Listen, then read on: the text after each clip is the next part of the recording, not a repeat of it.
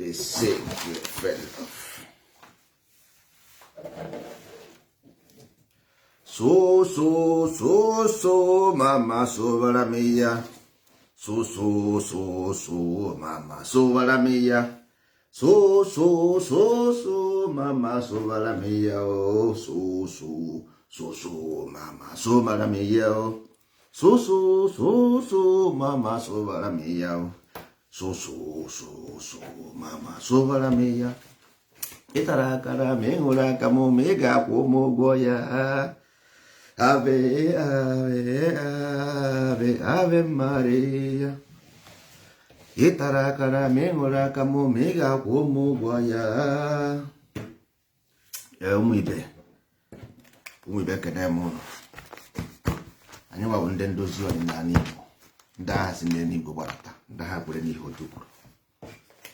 Anyị si na ọ ga-adịrị ụnụ na mma n'ụbọchị nke tata. Anyị nwawo ndị ndozi ọdịnala. Mara na ihe anyị na-eme bụ ndozi ọdịnala Igbo abụghị ihe onye ọbụla ga-ekwe na ya, mana ndị ụwa si onye kwe chi ya ekwe. Mana e nwere one mistake ndị be anyị na-eme. Ihe abụrụ about Igbo, ọ bụrụ about Hausa, ọ bụrụ about ọcha, ọ bụrụ about oji.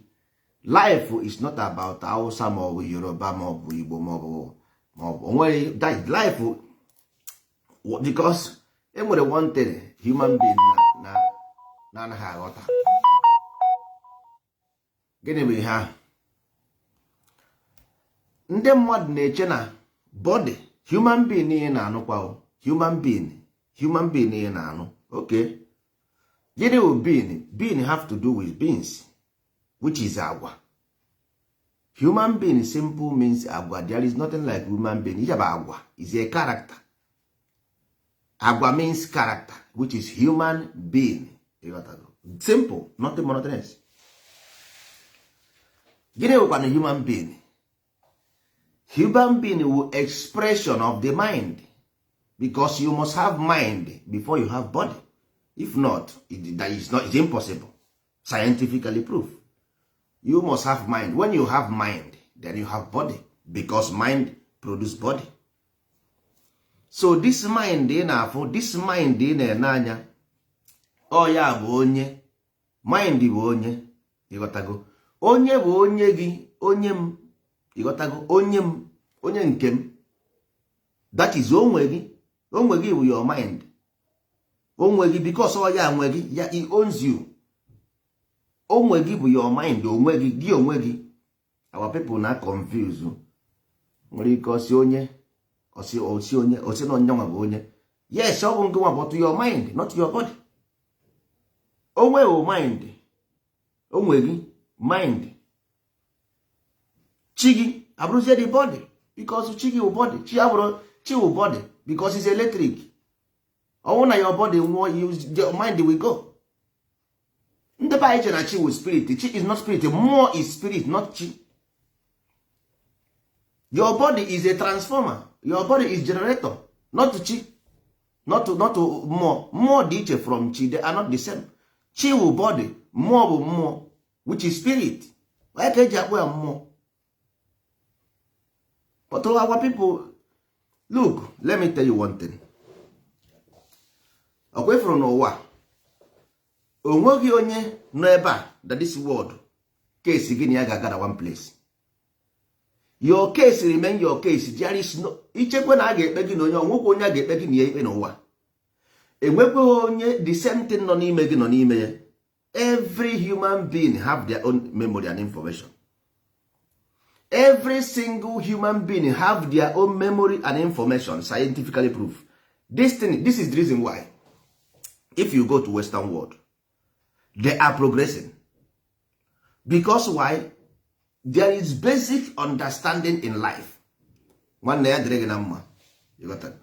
is basics. Nothing monotonous. There is no how this can turn 7. No matter how you wish. This hand will never ever turn 7. There is 4, 5. Period. You also this hand can never ever turn 5. Onye na-amaghị ebe mmiri na wee bido maọbụ ya, ọ maghị ebe mmiri ga-akwụsị ya. That is why in Africa you see unnecessary poverty. They have land, they have weather, good weather, they have good land, fertile land, but yet they want to leave the land and run to desert, run to Europe, run to other places. Europe does not have good weather. Europe have gold. Europe enweghị fertile land, then use GMO for most of their food. Europe enweghị mineral resources, petrol, gold, diamonds enwero. Africa nwere gold, nwere diamond, nwere everything. So ihe ha na-enweghị bụ sense. Africa enweghị sense. They have everything but sense. And if you want to talk sense with them, they want to go and take something that they don't have. You have resources, but you have to use your sense to own the resources. You don't own the resources by making noise or by power or by claiming you have knowledge. The only thing that shows you have knowledge is when you make use of what you have. As in a fact, speak for itself. Lekwito, lekwisa. Fact speak for itself. For you to prove that in my head until you begin. Because if the one say Europeans, they colonize us, then brought this, then brought that. China is coming today. They did not come with gun. They did not come with any bullet. So why is China having their way? If Europeans did you this and that, why is China coming today without any guns or bullet? How? So if I tell you something, man, just use your small brain you don't have. Use it to reason. Small one you have, make use of it. If you claim that everything was did for you, to you, how come today China is having their way everywhere? No gun, no bullet, and they have their way. Because you lack your brain. Whether you like it or not, this is a fact. You does not understand the proper structure of life. You don't. That is why you anchor on faith. Europeans does not give you any faith. Europeans bring faith to those who will manage their business, not for you. Arabs bring their faith for those who will manage their business, not for you. But you believe that you want to manage their business, you go there, onya amazie okay tibe. Onya amayo, onya amamo, onya amamo, onya amamo, onya ọ na-amaghị ọkwa ijere ịta azụ. Ọ bụrụ na ijeghi ịta azụ, onya ọ ga-amaghị. You want to worship, you want to go to heaven. Yes. You go there. It's a word. Look, let me tell you one thing. No matter what everybody say in this life, day remains the day. And in the day, there is light. That is only what you can observe physically. You don't know how to build plane, you don't know how to build motor, but you can see the sun shining. You don't need any intelligence to know that. You don't need any intelligence to know that when there is sun daylight, there is day and there is brightness. This is common sense. Now, nobody tells you when the night comes, the sun will go away. Nobody tells you that. You know this by life experience. You got to go. So, chichie anyanwụ anaba ọnwa apụta. That means chi ejiene. Chi, the body, has went to sleep or gone to sleep.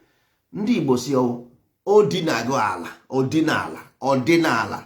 Odinago ala, ọdịnala bụ na ịda na ọnwụgo ọ na ọ na-alahụ ụla. You don't have every day. The only thing that will save you from this your drowning is to accept the truth. Truth is sacrosanct. You don't know. You don't want to know. We came from heaven to reveal something that is hidden to you. Let me tell you something.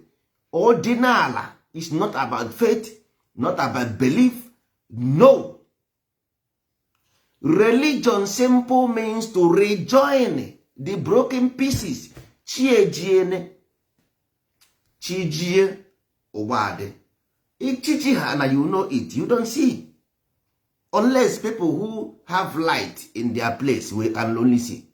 If you have light, you can see. If you don't have light at night, you will not see. That is where they invented this your faith. Because you are incapable of putting light. Then gave you light. In computer, we call it card, SD card, external influence. In computer, we call it SD card, which is external influence. Because you refuse to use your own light to see. After you blame somebody because but you choose to do. You choose to do. We are here telling you absolutely reality. That you must own your own light. We know how to do it.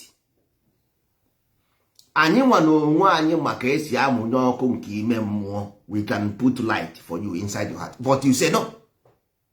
Then you will come back again and tell me the same person who told you. You come back, you can tell the other people. Go and tell them, not me.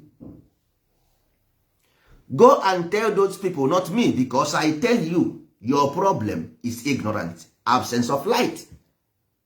Whether you are in the West, because that is why you see us championing freedom fighting from the West. West is a holy land. Most of people in the West, you can go on the street and walk on the street 24 hours, nothing happened to them. Go to your father's land, where you are fighting for freedom to go. Go there and walk 24 hours on the street and see what will happen to you. Go there and see yourself. Practice it. If you practice it, you're doing something out of ignorance. That is it. If you know, our people, because all of us did this nonsense, you are fighting, those people you are fighting for, they will be the one to kill you.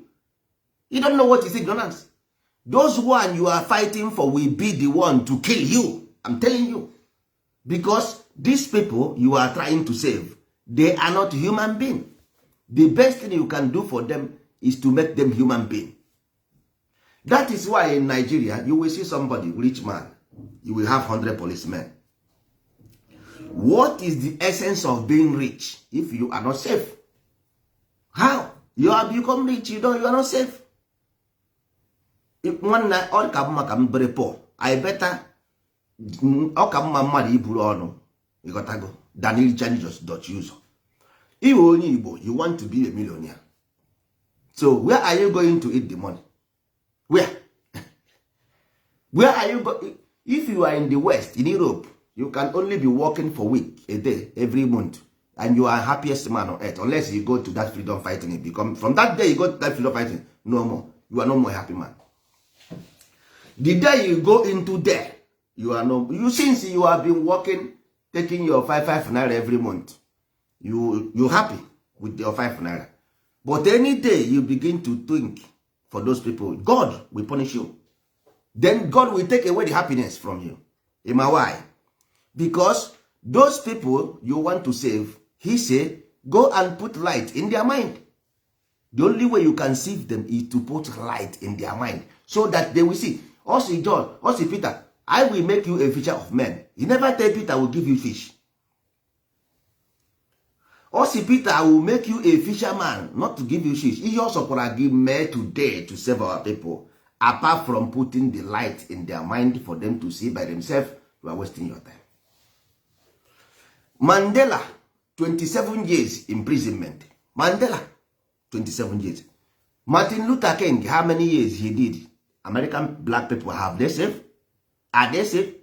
Marcus Garvey, after everything, American people still talking about Black Lives Matter.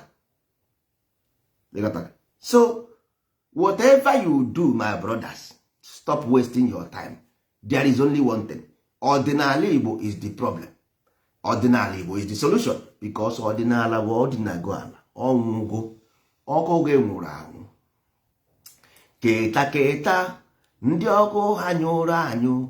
Teta ka azọpụta gị o. Teta teta, ndị umengwụ dara mba. Nwanne tete, anyị nwa na we are telling you out of experience. You don't know the right. Njụọ gị na kedu ihe bụ aka ekpe gị, you cannot explain. Kedu ihe bụ aka nri gị, you cannot explain. What is the meaning of your brain, you cannot explain. Igbo na-akpọ ya ụbụrụ. Gịnị bụ isi n'olu Igbo? Kedu ihe mere ndị Igbo ji aza nne bụ isi, not nna bụ isi? Ndị Igbo na-aza nne bụ isi, but if we come to house we still use man as onye isi ụlọ, mana abịa n'ịza afa ya aza nne bụ isi. What is the reason why? Our people need a structure of education, not ihe ha na-eme. Igbo education is based on something different, not destiny. Igbo education is based on value and principle, not about science and tech. You got to go. Because ndị Igbo si anaghị amụ aka ekpe na nka. If you want a politician to be a good politician, one day at 7 years old, you begin to give them food they will eat for tomorrow. That food is knowledge of good. That is why when Adam was created, he was given the knowledge of good. Because God knows that Adam will later grow up to become a leader, to become a president. But Adam go away from paradise. Adam gave birth to first birth of Adam is a mother. The first son of Adam is a mother. Why? Because Adam ate the fruit of knowledge of evil. So if you think that you have money, you have everything, you don't have knowledge, your children will be a murderer, your children will be a criminal, your children will be a kidnapper, your children will be a vampire. Why? Because they did not eat the fruit of knowledge of good. Anaghị akụziri mmadụ ihe ọjọọ akụziri. Ị ga-akụziri mmadụ ihe ọma. You gotta go. A na-akụziri mmadụ ihe ọma akụziri, ihe ọjọọ is automatic, everybody can learn it. You gotta. That is why mgbe ndị Igbo gwara gị ọdịnala Igbo, ọdịnala Igbo n'oyibo means mind blindness. Ọdịnala Igbo n'oyibo means mind blindness. That is why ndị ụka ji sị gị Jizọs mere onye isi ọfụ ụzọ. Jizọs mere onye isi ọfụ ụzọ. Jizọs mere Lazarus osi n'ọnwụ binie. Always death. Jizọs mere mmanya mmiri ọghọrọ mmanya. Mmiri simple means death because lower emotion. So all the whole 7 miracles of Christ is about awakening, awakening, awakening. Onye isi ọfụ ụzọ awakening. Onye ngwọrọ jee ije awakening. Onye ọnwụ obinie n'ọnwụ awakening. So everything about Jesus' miracle is awakening, awakening, awakening. But if you said that you are ready to destroy your future, good and fine, but not my future. You gotta go. If our people believe that good bad is for them, I tell you, me, I will take my own group. We will go to Zimbabwe and buy land and call it Igbo land. In America, they buy land, then call it Igbo village. I'm telling you the fact. I will raise a group of entrepreneurs.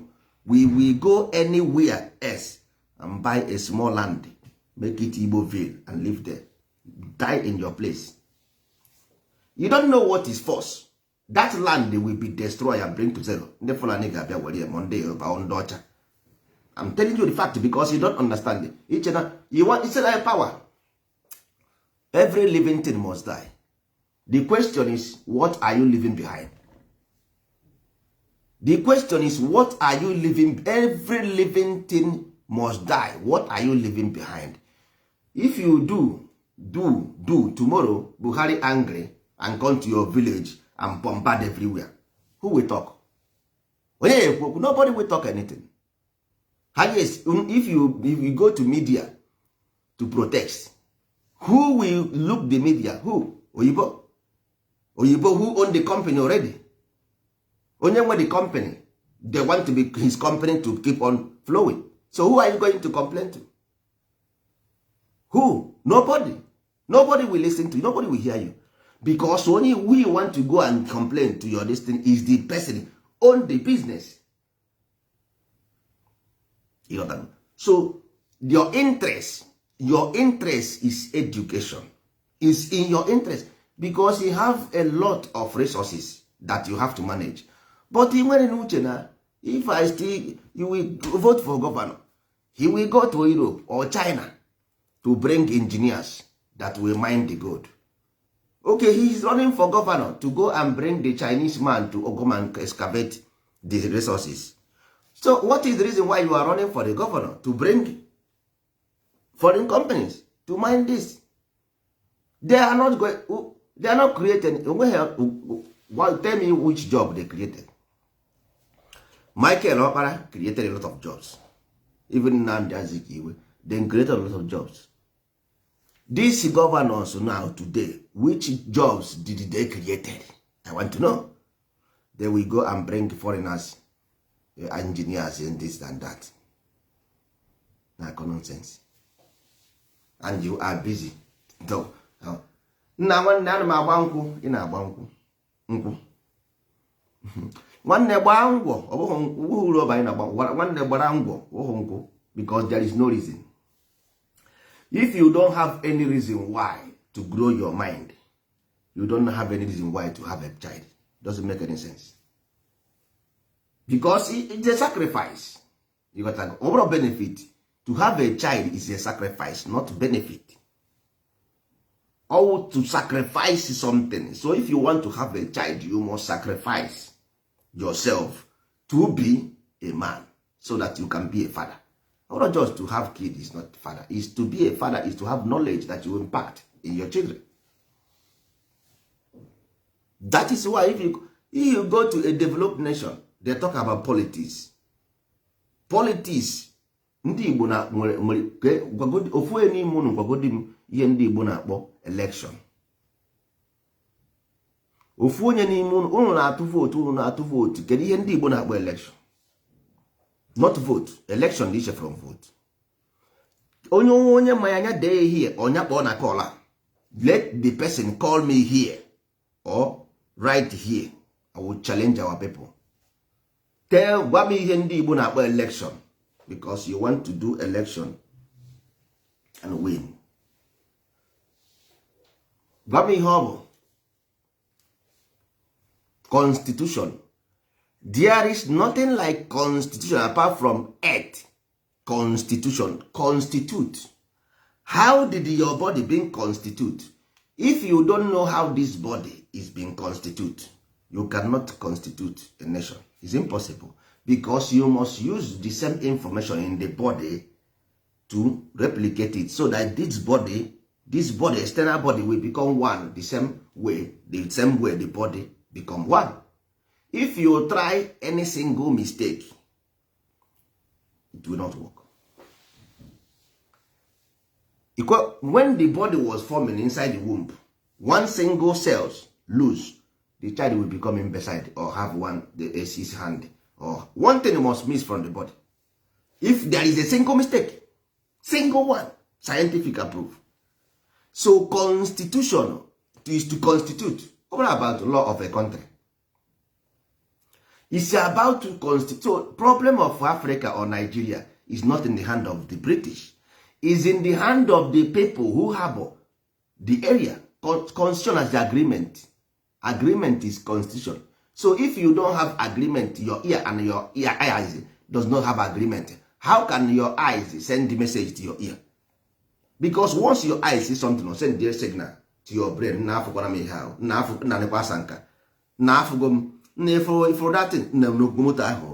send the signal to your brain.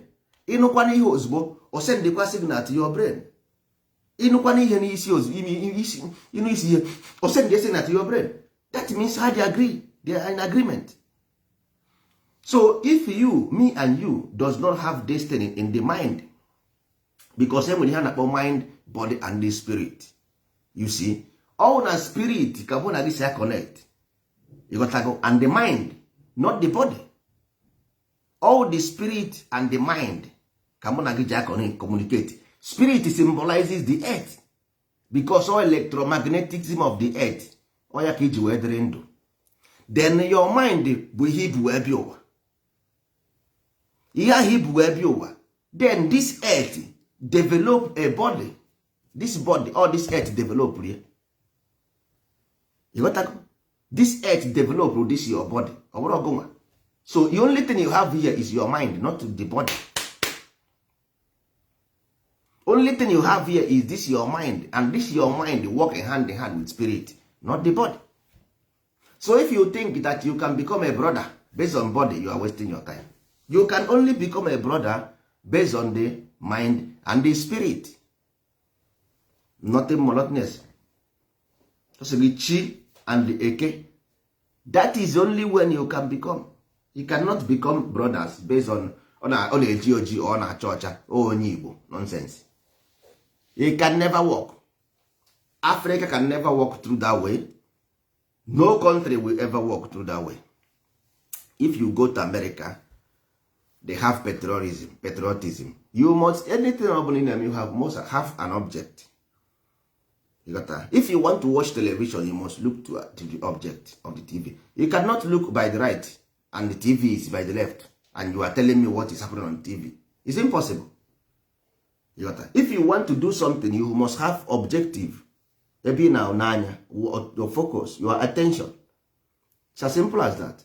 So if you want to be Igbo, you must have the focus. Onye ọbụla na-ene anya. Onye Igbo nke a na-ene anya na Mecca, onye nke a na-ene anya na Israel, onye nke a na-ene anya na Rome. Isi n'ụwa ndị Igbo. Because you don't understand. You got ihe a na-akọ nwanne. You got simple as ABCD. And this our people, one thing, because I call them our people because it's about empathy, not because of me and you. Nwere ihe jikọrọ mụ na gị. You got ka ana m eji oji, na-eji oji. Likewise, I don't see you different as onye ọcha onye ojii. I don't see you like that.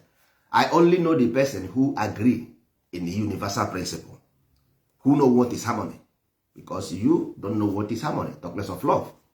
You cannot live what you don't have. You are wicked.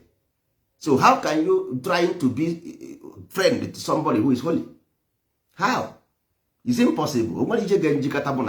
Unless you become holy, you want to be good. If you want to be good, you become my friend. If you don't want to be good, I don't have anything to do with you. I don't have anything to do. I can't even associate with you. Because there is no reason to do it. It's also ihe onye ọjọọ ga-enye gị ihe ọjọọ. The only thing devil will give you is evil. Nothing more. You can never, mmadụ anaghị enye ihe ọ na-enweghị. You cannot give what you don't have.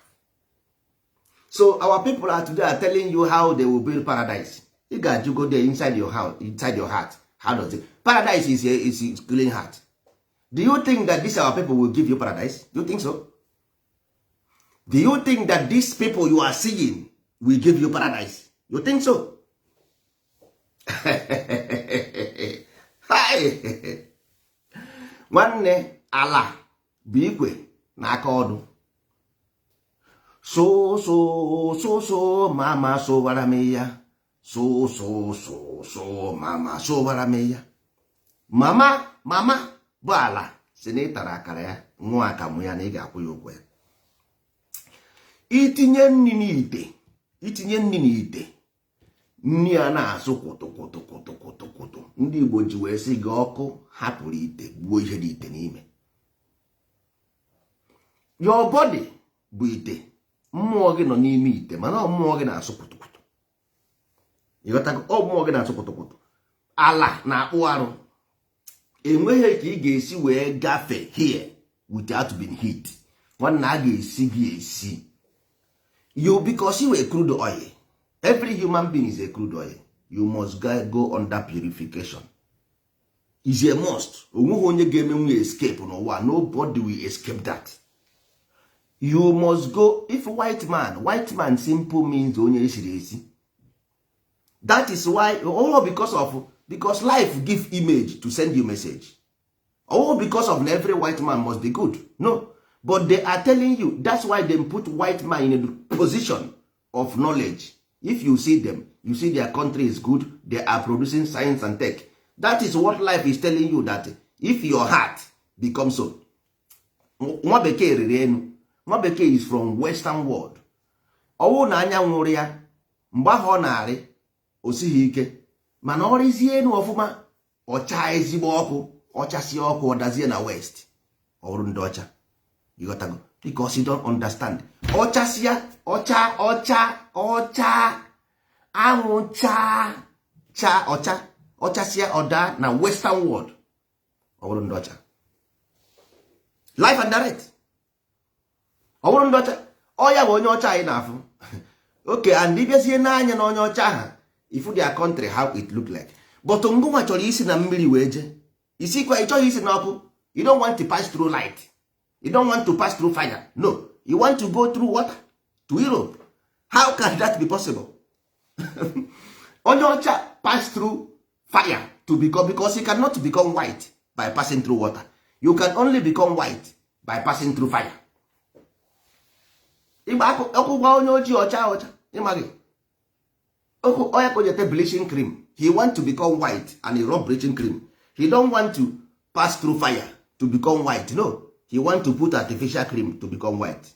No, they tell you so. If you onye ojii can become white in the heart, then you can see the same thing white man see, because light send you message. Light is equal onye ọcha. If you become heart black in the heart, then you will become like African man.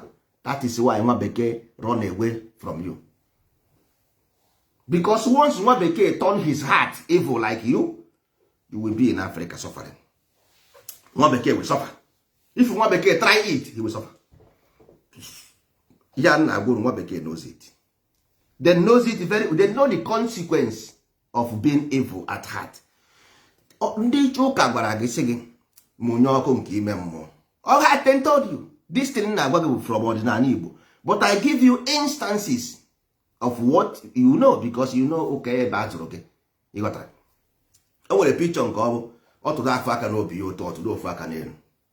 Ọ sị gị because ebe anụ nwa obi gị adị, ebe ahụ obi gị bụ ebe obi gị dị. Then ị gaa na nke ndị be dibịa, ana m agwụ na ihe everyday. The symbolism of dibịa bụ ebe problem gị si di gị, ebe problem gị si bịa. That's why ji weje na nke dibịa. Then anyị ewerezie the dibịa presentiere gị as your problem. Dibịa zi na nke dibịa na-agwa ya your problem.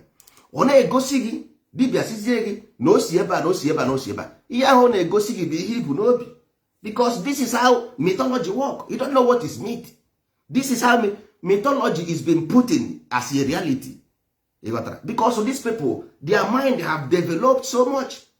But you don't understand. They just say worship. They are telling you that your source of problem is obigi. Ebe dibia de saradati ihe ahụ na-eme bụ na obi ebe ahụ bụ obi na ebe ọ na-eje aga ọfọ. Ebe ọ na-eje aga ọfọ bụ gịnị? Ofo to enlighten. Ofo bụ ofo to enlighten your mind. But you cannot light your mind. Isi ji ọfọ iwere isi n'aka, isi ji ọfọ ebe obi gị na-eji ka unyi. Ịma na obi gị wụ obi gị na nnukwu Igbo. Isi Igbo ka asụrụ obi gị wụ obi gị. Ebe a ka obi.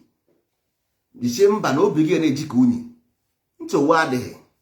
Obi gị ga-eji ka unyi, but also your life with misery. Nobody, I tell you from heaven above, nobody will ever save you, because every white country knows this. Every Chinese country, any developed nation know what I'm telling you. There is nothing like save to you. There is nothing. That's why they give you faith. Because faith, based on what? Empty faith. Based on what? You carry white Jesus as savior. Faith. That is faith. Or you go and bring happy as your ancestors. That is faith. It's empty faith. This thing cannot go to farm. This thing cannot go to mechanic, repair your car. This thing cannot build house. Nothing. This is just faith, because you refuse to be righteous. Refuse to listen to message of your Father. Behold, above heaven. You refuse it. But you want to triumph in this life. It doesn't work that way. The road to heaven is road to heaven, is road to righteousness. The road is to hell, is road to hell. Simple. You cannot get anything good out of road to hell. It's impossible. You have two hands. Nwere aka nri. Asị gị aka nri, ascension, to ascend. Nwa aka ekpe, to judge. Aka ekpe. Ndị Igbo anaghị eji aka ekpe na mmadụ ihe. Ndị Igbo anaghị eji aka ekpe enye mmadụ ihe. Because aka ikpe. Ọ sị gị onye a na-eme aka ekpe, onye na-eme aka azụ, that means ọ na-eme aka azụ. Anything yesterday is yesterday. Ọ na-asị na ihe ọbụla fee n'abalị bụ anwụnta. Gịnị bụ anwụnta? Ihe na-aṅụ ọbara, vampire. Anwụnta is vampire, ihe na-aṅụ ọbara, ọ ihe na-efe n'abalị. Ihe abalị dị njọ, abalị dị egwu. Ndị Igbo sị gị abalị dị egwu. Ndị Igbo sị gị na abalị dị egwu. They told you. Ọdịnala, ọ larụgo ụla, ọnwụgo. That means you need light. The only I take nwanne hold me, ihe ọ m gwara gị ebe a, any day this world changes, mana m bụ onye asị, any day m gwara gị okwu egezina m. There is day and there is night. And the daytime ejighị uchichi arụ anya. Ndị Igbo si ejighị uchichi arụ anya. Ịma ihe bụ ịrụ anya? Ọ bụrụ na ị mara ihe bụ ịrụ anya, ị mara ihe okwu ha pụtara. The only thing that will save every human being on earth, not only Igbo, is to put the light in the mind. Ịmụnye ọkụ nke ime mmụọ. Unu na-atụ vootu.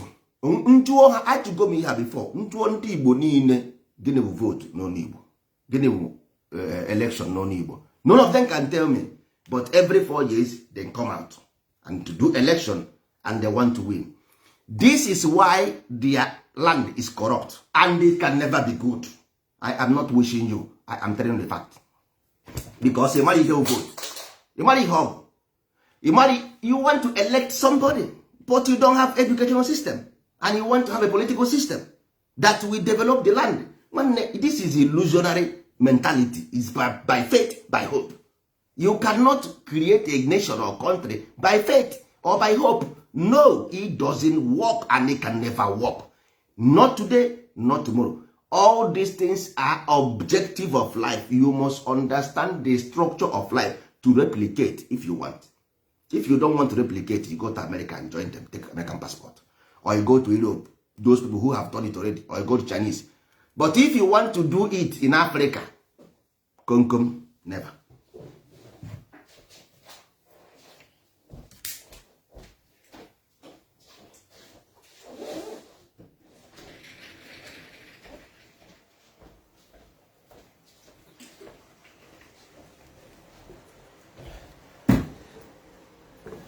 So nwanne ha ụmụ ibe dịka anyị si wee na-agwa ụnụ, anyị mesie nka n'ikpeazụ ala Igbo, that name Igbo can never ever cease to exist.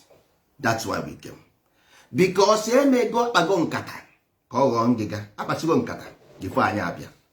Amadioha sị mba, the only thing that make me live in this life is that name Igbo. That if Igbo goes, Amadioha goes. Even though he is in the air. But everybody want their observation. Everybody want. Ndị ọcha replace gị with the onye ọcha. Ndị Buddha replace gị with the Buddhism, Buddhist. Ndị Arab replace gị with Allah and Muhammad. What about me, Amadioha? No. My son, go there and tell them the message. Go and tell them the word. That I am the one living. The only one. Not nobody. Not the only one. Everybody just giving them. But he's the only one. There is no other. Anybody can, because just like language, you call water does not mean that if you go to China and bring water, it's different from water in Igbo land. There is no difference between water in Spain and water in Zungeru. They are water, but they call it water. They call it agua in Spain. And they call it water in English. But there is no difference. There is no difference. In Igbo land, somebody comes and said, they are preaching every day. Do you know why African people cannot develop? Somebody is in Igbo land. In Igbo land, This the same person, if their son tell them to their face, I have disowned you, you are no more my father, they will commit suicide. But these people, somebody brought them to life, gave them a land, and they stand inside on top of the land and bring Bible book from somewhere else, no problem. Bring another book from somewhere else, no problem, and use the book to curse those people who gave them land. At the same time, they said this land will bless them. Land you did not bought with any money, land you have not do anything to make it grow, land that you have not watered, not even to nourish. Never plant a tree by your life. You never plant a tree in your life. You never do any community job in your life. You never do anything to this land apart from spilling blood, spilling blood, spilling blood. There is no force on this earth or land that want blood, not even a chicken blood. There is earth created everything, even fowl, goat, created it. So do you think that earth will like to kill fowl they created? Do you like it? Or if it's you, ọ bụ na ngụ nwa mụrụ nwa ya like egbuo nwa gị. Ọkụkọ symbolizes earth. Egbebere ibu nwa ọkụkọ ka ihe ọkụkọ na-eme. What did the ọkụkọ do when mgbe na-achọ ibu nwa ya? Because you are human being, you think that ọkụkọ or ewu or ebini, the earth does not give birth to them. One, if you want to eat, aka nri kwụọ aka ekpe aka ekpe akwụ aka ndị Igbo si enwe ihe na-ewepụ n'anụ were eri anụ, irie nri, ịgba fuel na moto, ịghọtago. But if you just na-aga n'ụzọ ịfụ nnụnụ were katapọtụ gbagbo enwe ha mere nke ha were ya. We did it as a child.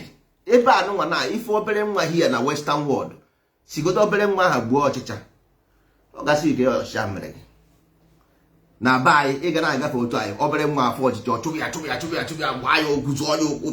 Ịrịgo ebe ọ na-egbu ọchịcha na ịdị na-aja ka ihe ọchịcha mere gị. Oh, that is ma ọchịcha bụ ihe ji ya kpatara ego ka otu iwe otu ewere ya iwe.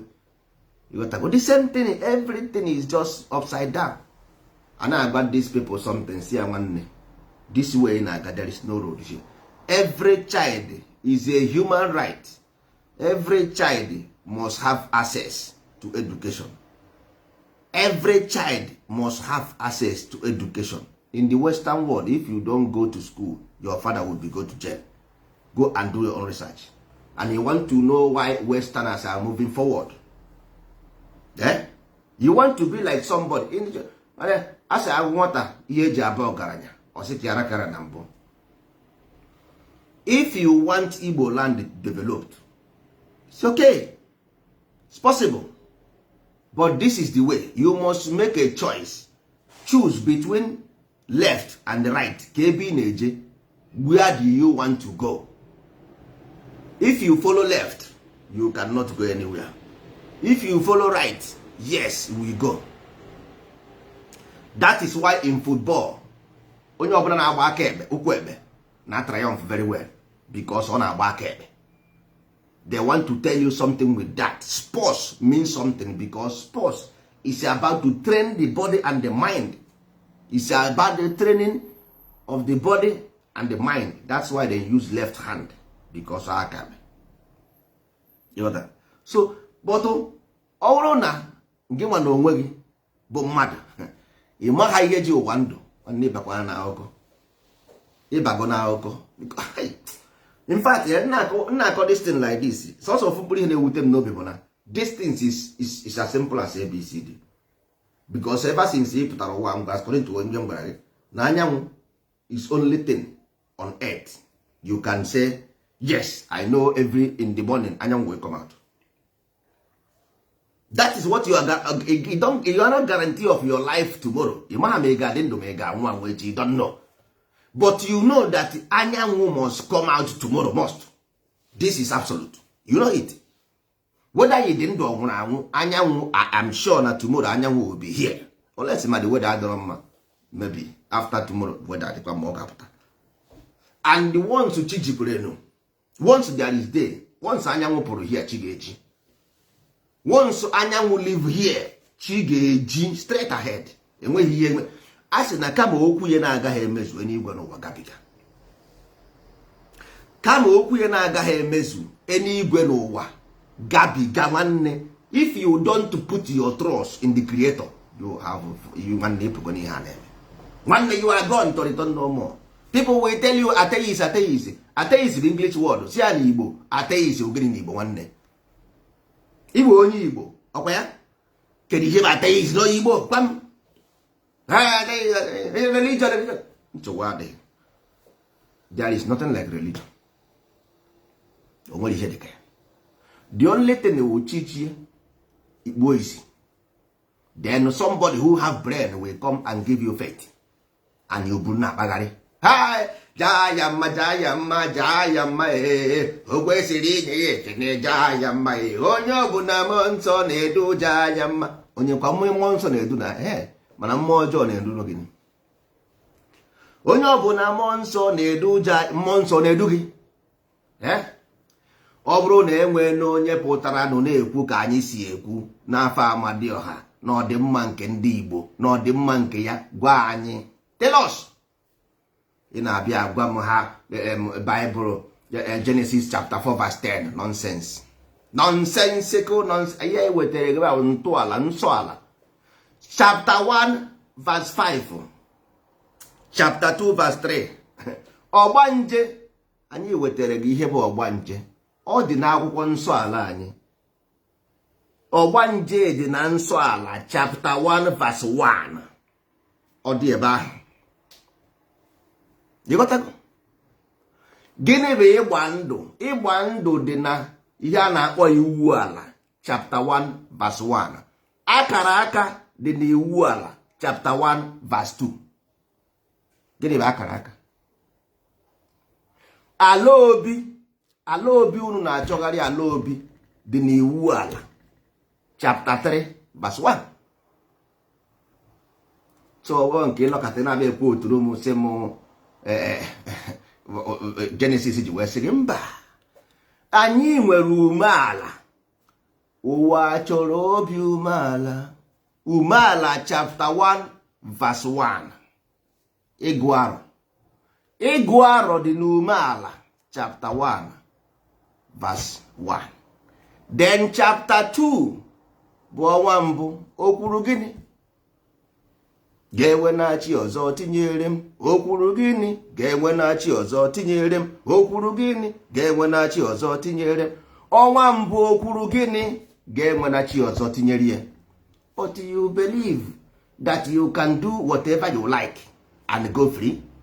So what the hell? If you have done what you like and the consequence and good for you, ihe na-eme gị ọ dị gị mma. Ihe na-eme anyị si anyị n'aka, o si anyị n'aka, o si anyị n'aka. Ihe na-eme anyị si anyị n'aka, onye atala Chukwu ụta. Ọkwa nwere ndị tiri egwu sị, lekwa aka m enụla ala, lekwa aka m dịkwa ọcha. Lekwa aka m enụla lekwa aka m na ihe onye metara o buru. Agwara m unu ho ha, aka m dị ọcha. I have said and I will continue saying, period. Ihe ọ bụla ị metere n'ụwa ka ị ga-eji isi gị wee buru ya. Mkpụrụ onye kụrụ ka ọ ga-eji aka ya wee ghọrọ. Stop judging Nigeria or Igbo land from external influence. No. Iweta kọmputa or weta phone, enwere ihe a na-akpọ SD card. SD card bụ external influence. Igote phone, there is nothing like SD card in the phone. Not even card. Telephone card will external influence. Only telephone you have, then you go and buy card. You go and buy SD card. And tomorrow you come and say, hey, now this picture download. This picture. I don't get download on the phone, man. When get download the picture. Enwere one nonsense in download yesterday. O borrow phone. I don't get download ya na. O bu phone go bia bia. Mba, ma don't get download ya. So ke kwani ihe na akọ. So ima ha na ichi download ihe phone gị. ga-eme ihe a na-akpọ analysis ma ihe ọwụwa tụkwara ya. That means phone ga-abụrụ ezigbo phone. Ọ na-eme ihe ọbụla o furu ori ya. Nna gị isi ga-erikwene n'ibe mmadụ. Nna gị isi ga-erikwene n'ibe mmadụ. Nwanne, the most poison nọ n'ụwa bụ message information. 99% of ndị Igbo today chere na chi bụ spirit. 99% of ndị Igbo today chere na chi bụ spirit. Iji ụsọ ya gịnị wụ mmụọ? She will not tell you. Ọ sị na chi wụ spirit, iji ụsọ ya gịnị wụkwanụ mmụọ? Iji ya gịnị wụ ọfọ? O je bubutere gị osisi. O butere gị osisi apịrị apị. Osisi apịrị apị na-ebugharị ihe apịrị apị. Nwanne lekwa anya, ọ ka mma na ị were ihere. Were ihere no ihere no tụfuo ya. Gaa tinye afa gị n'akwụkwọ. Gaa denye afa gị n'akwụkwọ. Ịghọtago? Ọ bụ ezi ihe ọzọ. Anyị ga-agụ ntaakara nwa ka nọ na embryo, which is mmụọ ka a na-akpọ ya. Anyị ga-agụ ntọala, which is chi. Ịghọtago? Ntọala.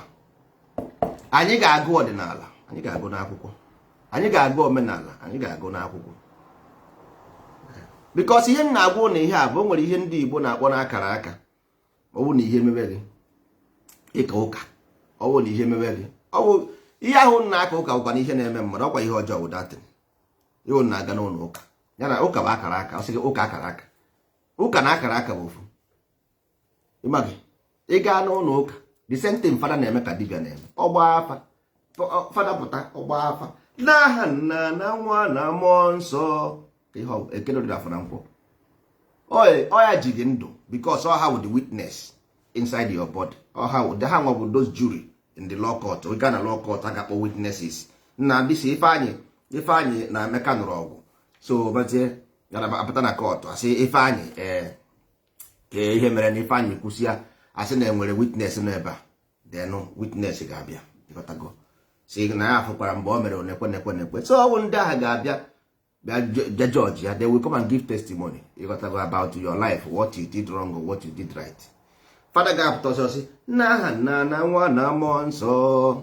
Ọsịzienụ ka ngọzi nke onye nwe anyị Jesu Kristi n'ịhụnanya nke Chukwu na n'ịdịkọ n'otu nke Mmụọ Nsọ na-enye dịrị unu niile. Ọkwa fakọ na-agba ihe ahụ. Ọsịzie ka anyị jee n'akwụkwọ ihe ọgụgụ nke a si n'akwụkwọ dị asọ nke Luku dere ka anyị gbaa afa n'akwụkwọ nke Luku dere. Ọpụta bịa gụọ na Luke gwara anyị na ya emekwa ihe ụta na emekwa ihe ụta oto dịrị Chukwu ọpụọ. Ọpụtakwa ọzọ ọgụkwa ihe ọgụ nke abụọ ga-esi n'akwụkwọ dị asọ. Nke a ga-abụ Old Testament, nke a ga-abụ New Testament, nke izi ga-abụ Old Testament, from the Old Testament, Book of the Old Testament. Nke ịbụọ ga-abụ na Book of New Testament. Ọ gba anaghị afa ọ gbasị afọ na ma ndị iberibe bịara ụka ama ihe a na-akọ. Ha ga-anọgode ebe ahụ na-agụgode komkomkom komkom mkpụrụji nkanka mkpụrụji nkanka mkpụrụji nkanka aracha mgbe ya agụ egwu oje inye onyinye ndị sọsọ mgbe ka ndị be anyị mgbe atọgbugo ndị a na-eri mgbe na-atọ ha gwogwo iji ụka sef ijeri mgbe ha anaghị eje ebe ahụ ka ha mụta ihe nọ ijeri mgbe. So nsogbu abụghị about ije ụka ma ijeghị ụka. Nsogbu nọ here bụ na your father gave you something which is eme gị ka emere onwe gị bịa dị gị mma. Nwanne ihe ọbụla ị ga-eme ime mmadụ ọ gaghị adị obi mma. Ime ya onwe gị ọ gaghị adị gị mma ime mmadụ. Ihe ị mere nna gị adịghị obi mma. So that land he will not give it to you. That land he will not surrender it to you. That is why ji go na what you see fighting in Igbo land is not about spirit. What you see fighting in Igbo land is a dead spirit. Those people who came to life, we refuse to nurture them. They become vampires. Just like Adam and Eve refused to eat good food of knowledge, good. They eat bad. The first son is the mother. Their first son was Omokuru. I did not say it. You know, because number one, they will buy now. Then number one, now the mind means Adam. Mind.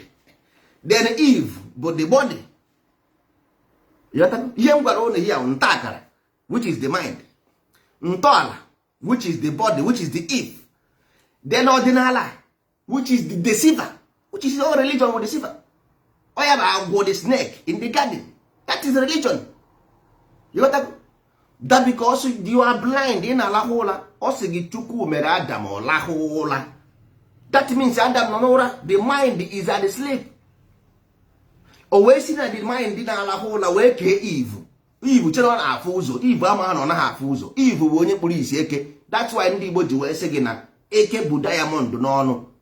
O buru diamond ahụ jee somewhere, iwere ikwe kpuchie the diamond, ijide eke ahụ, were diamond ahụ jee ree nnukwu ego, rete ya ego. That is it. That means you are blind. You were sold in slavery. Joseph was sold to slave by his brothers to Egypt, because Egypt means onye nwere anya ma ọ naghị afụ ụzọ. That means illusion, which is what causes your mental depreciation. Ikpuo isi eke nwanne naghị afụ ụzọ, iwere isi akị. Fero bụ isi akị. Ndozi ọdịnala na-agwa unu Fero nekwe ihe na-eme unu, but unu bụ isi akị.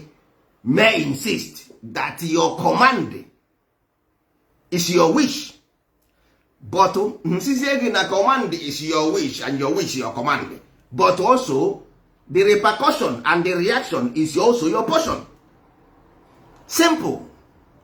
Nwanne onye ekweghị ekwechitere ihe, isi na your wish is your command, asị gị yes, but the reaction of your wish is also your portion. Simple. Because ihe niile a gwara gị n'akwụkwọ ahụ unu ji, I will tell you, I learned them not when I went to seminary school. No, I learned them when I went to Amadioha, the master of the masters, the great of the greatest. He told me, not the Bible told me this, but he told me this. Ọ gwara m na Joseph abụrụ mmadụ, na Joseph bụ unu nwa na onwe unu ndị isi akị. You were sold to Egypt because ihe unu na-eme today, that is the reason why you were sold to ndị Egypt, Nigeria. Why they sold you to Nigeria because of this. Ị na-eme ị ga dị wụrụ king. Ị ma na Joseph ga na Egypt were eze. Ọ ga onye diri je gote mmanya, ọ pụọ n'ụzọ soro ụmụazị nkịta ediri je gote ihe, ọ pụọ n'ụzọ ribe ntị. Nkịta ediri je gote ihe, ọ pụọ n'ụzọ ribe ntị. Ọ ihe unu nna nna anyị dunyere anyị ozi si anyị ihe awa ọsọ relay ka a na-agba, as it was in the beginning, is now and ever shall be. O were relay nye anyị n'aka, anyị were relay bịa tụfuo. Ọkwa ọfọ unu ji n'aka were relay, ọfọ ahụ enyere gị were relay to continue the movement. Ije butere m akwụkwọ n'Europe si akwụkwọ nsọ, butere m nke ọzọ si atọra weta ka ha na-esi ekpuchisi ihu ha. Oke iji ife Amadioha ekpuchie ihu gị, na a na-ejicha George ma chisie ya. Ndị Igbo si gị ma chi gị George, that Torah ọkwa ha na-amachie George ịfụ ya, ọkwa ha na-amachie George, mana ndị Igbo si gị ma chie chi gị George because chi gị bụ arụ gị, that's your body, you were born naked. Yibe ya akwa, ọkwa akwa ka iyi akwa. So you must understand why they told you that. Mba isi mba nwanne, iwe onye nkịtị, iwe nkịtị. The best thing ga-eme gị bụ I have volunteer na onye ọbụla bụ ndozi ọdịnala agaghị m ana ya ego, and ọ ga-aga school 6 months to graduate. So kwa ofu mind evolution alone, this nta akara all 500 euro for semester, 6 months semester, 500 euro. But onye ndozi ọdịnala Igbo ga for free for being onye ndozi ọdịnala, and egosi ya enweghị nwatakịrị aka gị mara ihe n'ala Igbo. Nobody. Sina m gwara gị, enweghị onye ga-aka gị mara ihe n'ala Igbo, olesi ma onye mara ihe ịma. As the bed of the same feathers flies together. Nke a ka ugodo one, because it means know thyself. Ịma ihe know thyself. This is mystery. Ihe na-agwa about mystery. Ihe na-agwa mystery. Mystery means your own story. Your story means mystery. My story. That is what it means. So you don't want to know your story, but you want to know the story of who? Nwanne nta akara bụ my story, mystery. Ntọala bụ history. That's why he spoke about your ancestors. You see, that is why Bible talk about the past, the ancestors of those people who their life is written in the Bible. It's the history of them. It's not your history. You got to go. History about. I am talking about mystery. Mystery for everybody. Everybody's story. Me nwere my own story. Nonso nwere his own story. My story. Mystery. Buchi nwere his own story. Onye Buchi nwere his own story. Everybody nwere our own story. Ọnọdụ Ugo nwere his own story. Ihe anyị nọ here, I will tell you your particular story. Every motor ọbụla nwere horsepower. Horsepower bụ engine, the capacity of that engine. Enwere ndị na-agba 60, nwee ndị na-agba 120, nwee ndị na-agba 240, nwee ndị na-agba 360. You got to go. This is the 4 levels of consciousness. Enwere pre-conscious mind. You got to go. So ndị ahụ na-agba 60 km. So all dependere, all these things bụ eke, orie, afọ, nkwọ, but bidoro na afọ to eke because o bidoro from zero wherever, because afọ bụ land.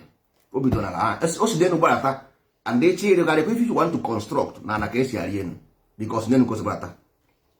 So all these things ga-amazi ka the speedometer moto gị na-agba. Then you know how you begin the construction. Ọwụ na moto gị na-agba 240, ị gaghị jewe mebe ihe moto na-agba 60 na-eme. It will not work. Moto gị na-agba 60, ị gaghị eje mee ihe onye moto gị na-agba 120 na-eme. It will not work. You must do something. Ndị Igbo si kowe akpa gị ebe aka gị ga-eru. That is why they created the faith for you. Achịkọrọ everybody guy na-akpa. Because they are not ready to go and begin to explain to you. They don't want to do it. Onwere uru ibara ha. Ịghọtago ka uru ibara ha now. Ihe niile ụjọ chịkọta ekwe ọnụ agharị ọnụ guy na-akpa. Ịkọgaribezie mbịazi ikwu echi isi m give my life to Christ. Enwere one of our brother kpọrọ m na phone. Ọ na phone mụ na ya ọgwụ ihe ọ jụrụ m so nkọsịgharị ya nwa nwere ike ịnụkwa ihe m na-ekwu leta ụta ihe akpọ ya hafa. So nkọsịgharị m na-ajụzi gị ọ sị m my brother give your life to Christ na nsị ya nwanne but mụ na gị kwuru okwu more than 1 hour here. There was never a time nsị gị give your life to anybody. Ka eji si m nyekwara m ịbịakwara na my Facebook link something from there. You ask me something, and I tell you, then it's him give my life to Christ. Now you say before I have this information, you have Christ, you don't know them.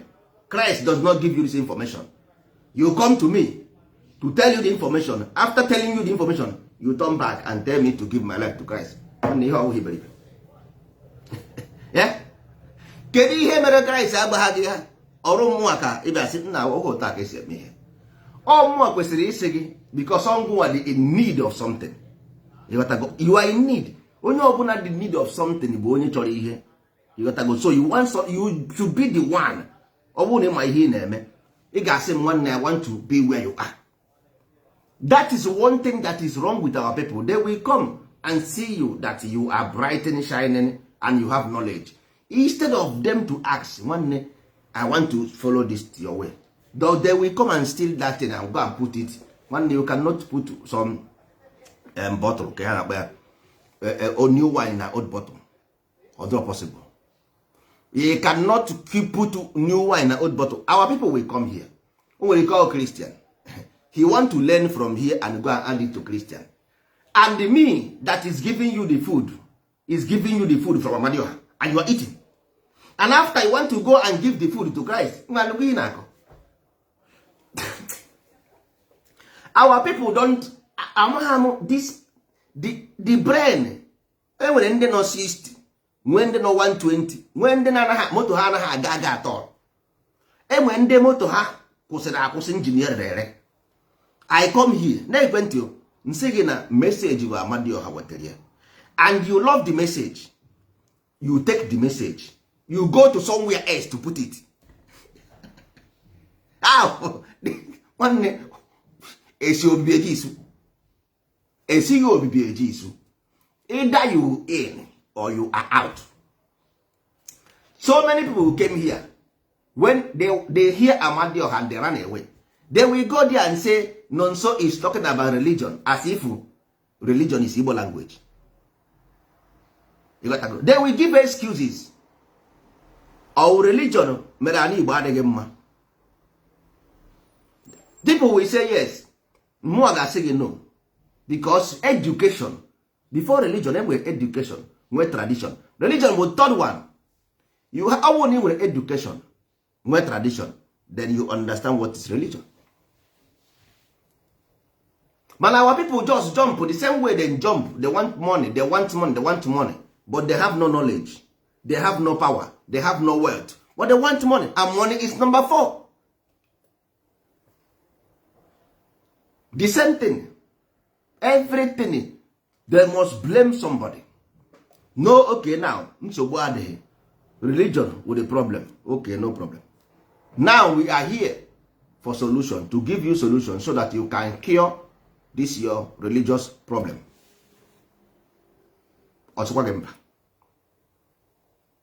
Now we are here to cure the problem.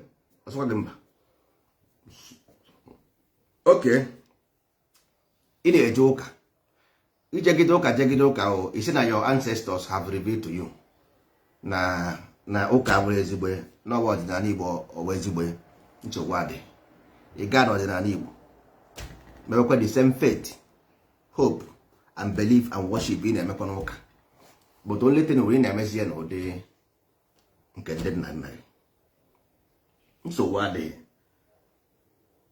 Ọ that thing the reason why is wepụta n'ụka. Ọ na that thing the reason jikwa ya jekwa n'ụka ịnọ. Ọ na the reason why ji pụta n'ụka ka I were je na-egburu ụmụ sịrịsịrị. Nwanne si ebe ahụ pụta jebekwa n'ụka ịnọ, better for you. You got to go. If you want to grow, if you leave 1, you must go 2. You don't leave 1 to go to 0. Nke a wrong. If you leave 1 to go to 0. Nke a wrong. If you leave 1, go to 2, my brother. Go to 2. Better. Because if you leave 1 go to 0, 1 is going to absolute out. It's bad. So better for you if you want to grow. Knowledge is power, my people. What they can remove knowledge, they cannot build plane. They cannot build motor. Our life over here, over fear. Ihe bụ wee bịa ahịa bụ akara aka gị. Ọ ya ka ị na-ere. You must understand this. The basis of life is development. Development, the same way universe create human being create information, then the universe bring the body to death and take the information. That's why you grow old and die. Because when they grow, much more longer you live, much more you will learn. All those information, just like if you use computer. Use computer to do so many things. Computer is basis. Man, a hacker will use computer to do something. Even the person created the computer cannot do that. You understand? Only create the computer agaghị eme that thing. Just like a child, ị nwere ike ịmụ nwa ga-akara gị mara ihe. Kara gị jaa akwụkwọ, kara gị gbara ihe. Ọkwa nwa gị.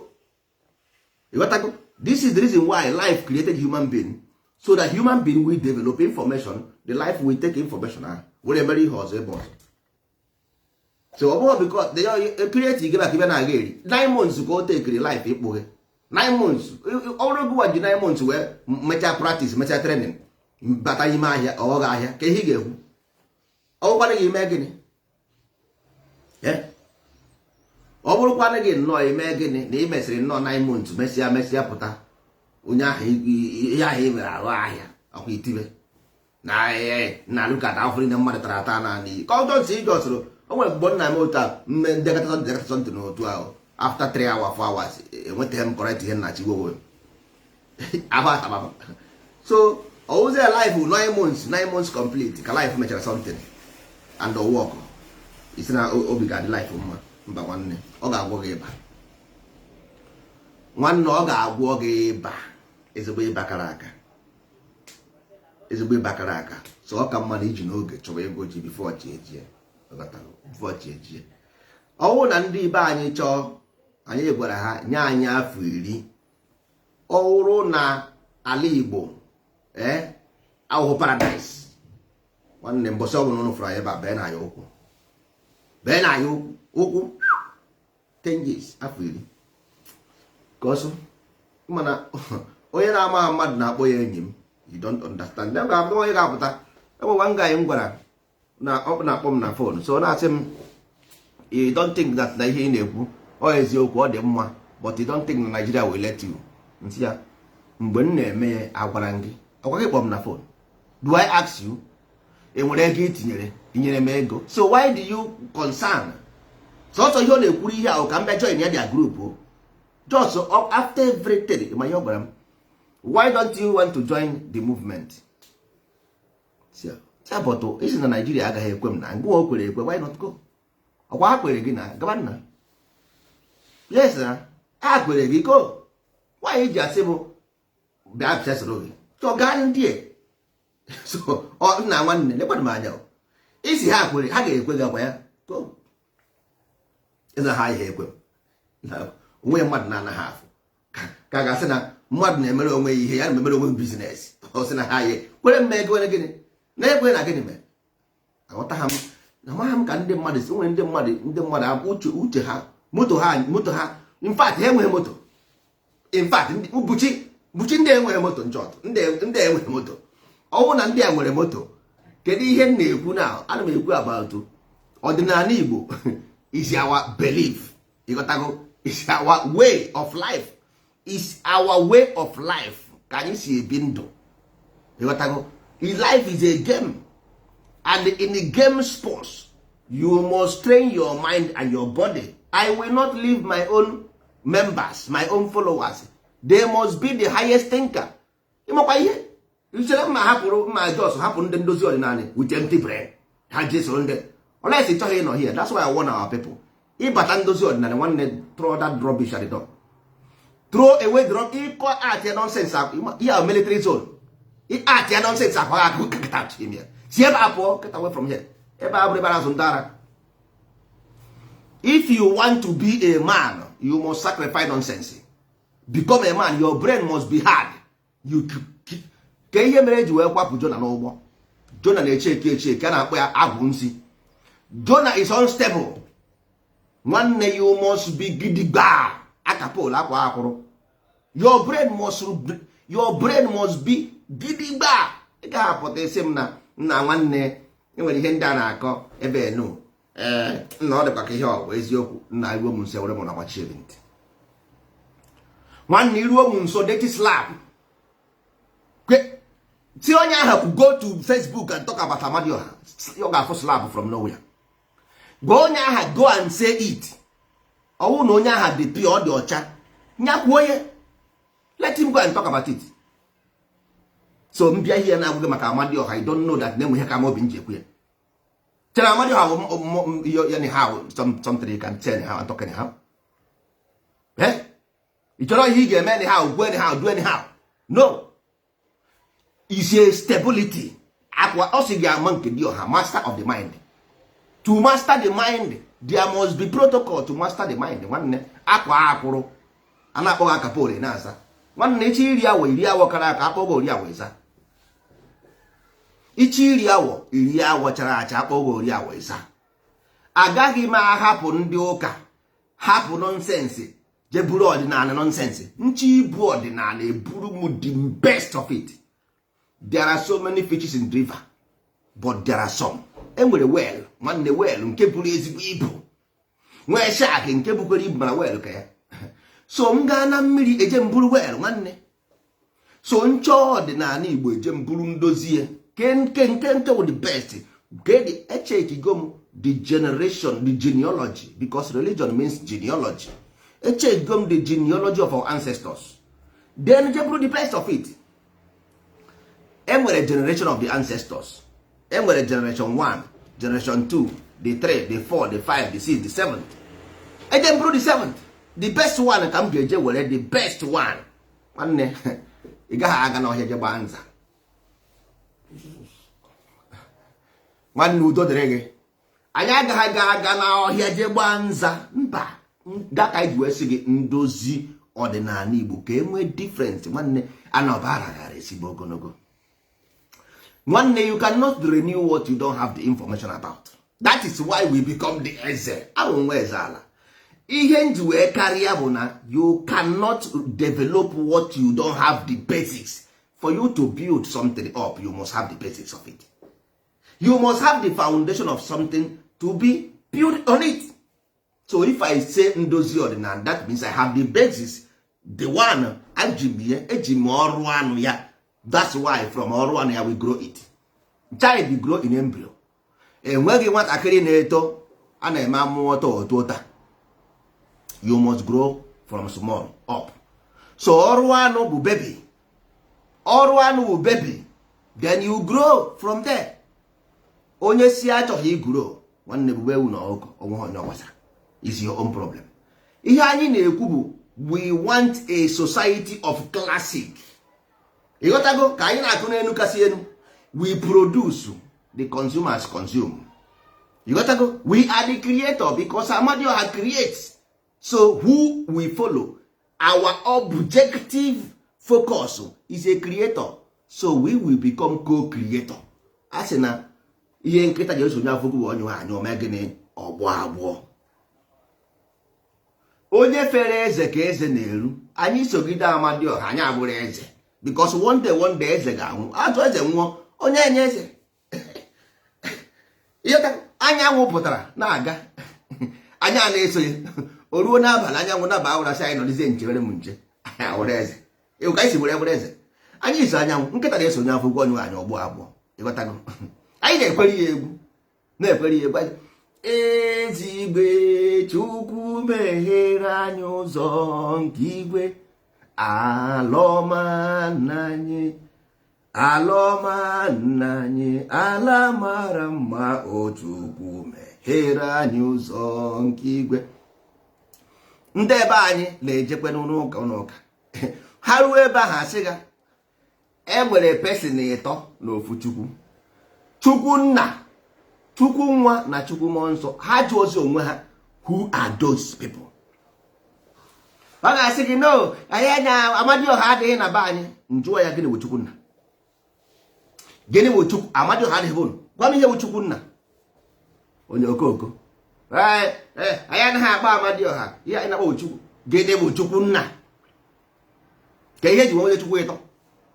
Ebe ọ bụ na ofu Chukwu ka unu nwere. Ka weta agba Chukwu nke Chukwu ịtọ nkọ. Chukwu nna, Chukwu nwa na Chukwu mmụọ nsọ. Kedu ihe ọ bụ? Amadi and Ọha. Amadi and Ọha, which is Amadioha bụ Chukwu nna. Chukwu nkete bụrụ Chukwu, then Chineke bụrụ Chukwu mmụọ nsọ. Amadioha, Chukwu na Chukwu Chineke. Ọ bụ ya Chukwu na Chukwu nwa na Chukwu mmụọ nsọ. The same thing with Amadi and Ọha. Ọ bụrụ ya. Nwanne, duru anyị na-aga njọkụ, duru anyị na-aga. Anyị bụ osisi na-amị mkpụrụ ọma, duru anyị na-aga. Anyị bụ osisi na-amị mkpụrụ ọma, duru anyị na-aga. Chere mma n'iru, ome mma, chere mma n'iru. Chere njọ n'iru, ome njọ, chere njọ n'iru. Anyị bụ osisi na-amị mkpụrụ ọma, duru anyị na-aga. Anyị bụ osisi na-amị mkpụrụ ọma, duru anyị na-aga. Nwanne, anyị na-amị mkpụrụ ọma.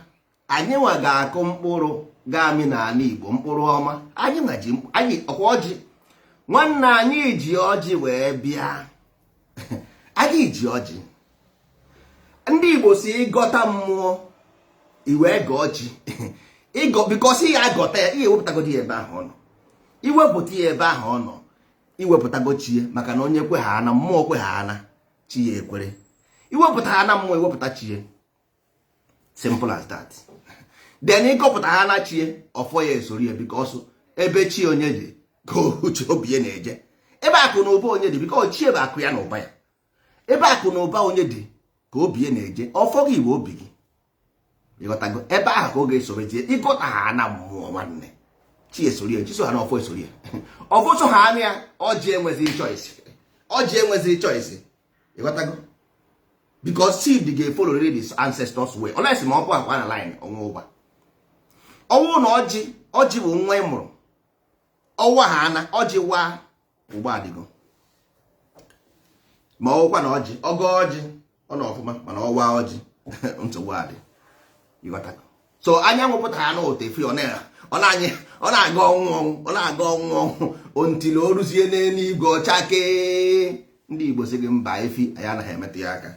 Ọ efi ife na ihe ehi nke ihe ehi na-afụ ụzọ ehi wee ehi ndị mmadụ ejiri efi na-egbu efi. Efi bụ ihe ndị na-akpọ na Taurus in astrology, the doorstep. Ọ ya na-ebugo gị, ị na-ebu gị ụgbọ ahụ na-achọkọ ọ na-arị ọ na-esi ike n'ụtụtụ ụnụ anaghị afụ ya na mana anyị na-afụ ya. Anyanwụ na-arị ọ na-esi efi abịa otu a buru ya otu a bugo ya ọrịgo ehihie ndị mmadụ a na-egbu efi. Oke mmadụ nwa asị anaghị egburu ya efi, nwa ya ji asa na-egburu efi ga onye aka ya dị ọcha. Ndị be anyị anaghị egbu efi, ya bụ ụmụ eze ala anaghị egbu efi. Ịgbaghị na-akọ ihe anyị na-akọ. Nwanne enwere ihe ị na-ama gị n'ala Igbo bụ ala nsọ. Onye ọbụla tinyere aka na njọ n'ala Igbo aha nwanne chi aka ghọrọ mgbọ. Ịghọtago, chi aka ghọrọ mgbọ. Ọsọ gị wuru politicians ụdị ego ọ sọrọ gị nwee ara ebu a na-ebu. So mama sowara m ya. So mama sowara m ya. A na-asụ ha n'igwe. So mama sowara m ya. A na-asụ ha n'igwe nwanne. A ga na-asụ ha n'igwe. Asụ nwanne ịtara akara ma ị ṅụrụ aka m ma ị ga-akwụ ụmụ ụgwọ ya. Akara bụ ntọala, akamụ bụ ọdịnala. Ọ tara akara nwa akamụ, omenala ziri ụgwọ ya akwụnụ. Ị ga-akwụ n'ụgwọ nwanne. Onye riri amụ ebini ji ibi ụgwọ. Onye riri amụ ebini ji ibi ụgwọ ma o meghe n'izu o mee n'ọnwa. You see your problem every day, you see your misery, but you cannot agree. Bata onye iberibe ka ahụ na ya ọsị agaghị eje ụlọ ọgwụ, ọ ya ha ga-egbu ya na. Ịghọtago? Ị na-afụ your misery but you refuse truth to hear. Isi ọ Buhari nọ ndị Nigeria 2023 Buhari ga-apụ. I will see. Your misery will become worse and worse. Your misery will increase. And because if you like, you get angry and take gun and shoot everybody, you sabi. If you like, shoot everybody. Who cares? Or who cares? You will live forever. Eh? You will live forever now. You are frustrated and trying to shoot everybody dead because you are frustrated. So what the hell? Shoot everybody, even shoot yourself. So what? No problem. Everybody will die. You got to, and everybody, people will still live. People will still live here. You got that? People will, whatever happened, people will still live. And if you like, you die by suddenly, you will still come back here. Anyanwụ go down in the morning, anyanwụ come up.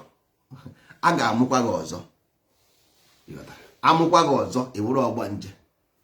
Ejidekwe gị. Kama we hold you again. Ị ga-alọkwa ụwa. Ndị Igbo, ọhụụ m kwuru ihe. Ndị Igbo si ị ga-elokwa ụwa. Ilokwa ụwa, ọgba nje ejidekwe gị. Ọ ga-ejidekwe gị. You got to go. So whatever way, the truth is sacrosanct. Whether you like, you believe them. Whether you don't like, don't believe them. Ajugongi, why must Ndoji everywhere have no suffering? So amuzie gechi, ime magic. It was the only one on your gene and a half hour for where? You will see one on your gene and a half hour. Okay, I will see exception. Though so no G gave free from our football. Ndozi ordinary Igbo. Only so ndị kwere na ndozi ọdịnala Igbo ahụ bụ ndị ga-free, ndị ga-apụ from afụfụ. They are only free one. Because mgbe Noah butere ụgbọ, sọsọ ndị succeed bụ ndị bara n'ụgbọ Noah. Mgbe Moses bịara, sọsọ ndị survive bụ ndị kwere n'iwu Moses. All other ones died. They perish. All of them. You got that? So it's up to you. Nweze otu ọzọ esi eme ya n'ụwa, otu aka esi eme ya n'eluigwe, and we have agreed to follow the way in heaven. Anyị ekwerego na anyị ga-eso ụzọ ya. Anyị ga-eso ụzọ ya, and ala Igbo aha ọ bụ our own inheritance, not yours. Ala Igbo isi anyị nwakwere na ya. We believe in Amadioha. Anyị kwere na Amadioha. Amadioha give us the inheritance. He does not give it to you. If he give it to you, did he have knowledge? Ọ gwara gị ebe ọ dị? ọ gwara ka ebe o nirie mba, but he told us where the precious gold is. Ọ gwara anyị ebe o debere the precious gold. Nwanne iwere ndozi ọdịnala kwebe oyoyo, iwere onye ndozi ọdịnala ekwebe oyoyo. O nwere ndị gụrụ egwu osi ojome ijidi nko dị nkoko na mmọnwụ nọ n'iro. Ojome nwanne ọ gwara anyị ebe o debere the precious gold and tell us the knowledge of the higher self. Say I am the creator, I'm the greatest of the greatest. I am happy that my name will not stop existing anymore. Anything you want on this life I will give you. Oh, ihe ọ gwara anyị. And onye ọbụla bụ ndozi ọdị isi ebe a pụọ nwanne, you have gone to return normal, your own is end. Igwugo because all those people in Igbo land a ga-ekpochapụ ha niile from A to Z pịa ha niile. Ndị a na-ekweghị n'ihe otu kwuru, otu a ka ha ga-esi wee zaa ha, a ga-aza ha aza. Nwanne a na-enwe obodo enwe. Somebody owns the land, o sighi n'elu wee da. Igbo land did not come from heaven. The story is ndị Jew pụtara after 2000 years. Ha gaa na Palestine say here are their ancestors land and they are there today. You got to go. So if you like, you should go on today, tomorrow. The knowledge we brought, we plant the knowledge and go. And this is our children. Ha meghị ihe. This is our children with this information. Ha meghị ihe. Because of this generation na n'iyi. Ọwụ na generation a kịta ji information anyị na-ekwu okwu ya. By now, anyị Igbo gawo Japan. Ọwụ na this West generation ji ihe anụnwa. This generation ji ihe anụnwa anyị na-ekwu okwu ya here. By now, anyị gawo Japan. Ọsọkwa ha nọ na America, a ga-abịa ebe a. Ọkwa information is power. Information is power. Knowledge is the key. Knowledge is power. You know knowledge. You want to build paradise. Where? How? How? Onye na-asị na ndị ugwu bụ onye na-emie, ndị ugwu ji ya. Onye a, mụ na onye ọ ga-ekwu gịnị? Enweghị m ike ime ajụ, mụ na gị na-ekwu ha n'okwu ha na ndị ugwu your problem. I stop. Mụ na gị na-ekwu ha n'okwu isi ha m ndị ugwu bụ your problem. The case is closed. No more. Mụ na gị kwụsịrị.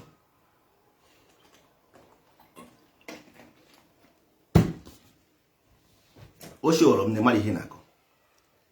O shoro m na ịmara ihe na-akọ. Nwanne mmiri a is an idea. This water here is an idea. It's an idea. It's market.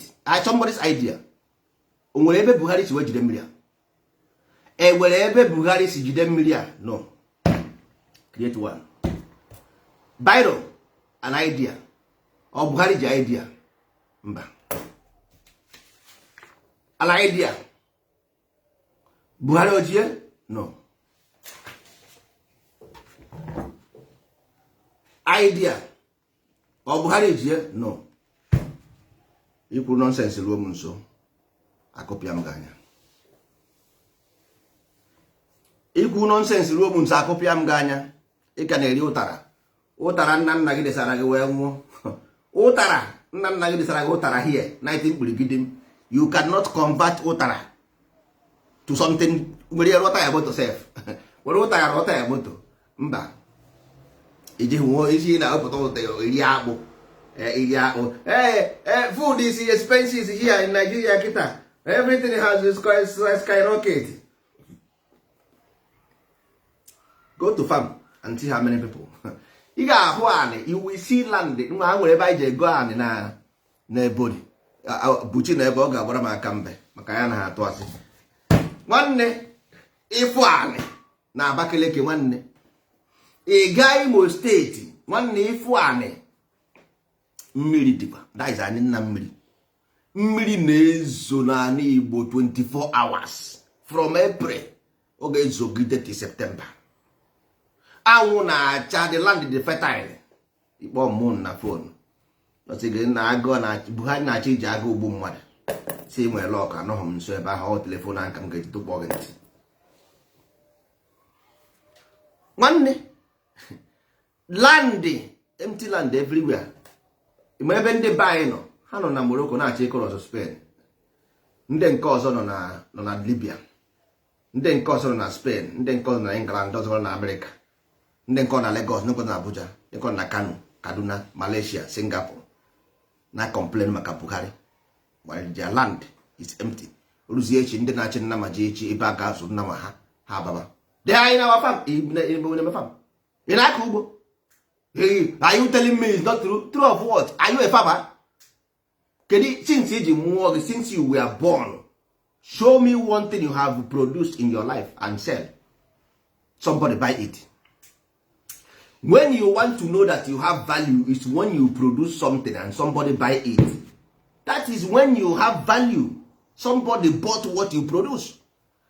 This my message is what I produce. I sell it to you and you buy it. I don't take money, but you buy it, your life good.